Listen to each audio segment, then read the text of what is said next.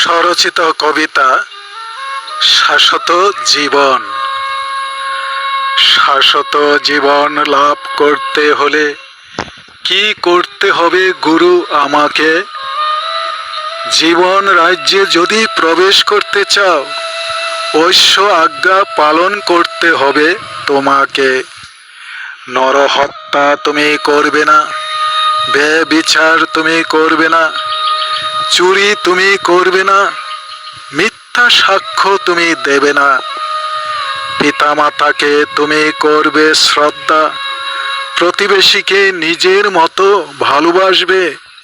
সমস্ত মন, অন্তর, শক্তি দিয়ে তুমি ঈশ্বরকে পূজা করবে। এখন আরো কি বাকি রয়েছে গুরু? করতে হবে এখনই শুরু। শাশ্বত জীবন যদি লাভ করতে চাও, তাহলে এখনই ফিরে যাও। তোমার যা কিছু আছে, ধন সম্পদ, সবই তুমি বিক্রি করে দাও। তারপর অনুসরণ করো আমাকে। অমর বাণী শুনে জাগতিক ধ্যানী বিষণ্ণ মনে ফিরে গেল। ধন সম্পদে প্রবল আসক্তি বলে শাশ্বত জীবন লাভে ব্যর্থ হলো। শাশ্বত জীবন লাভে ব্যর্থ হলো।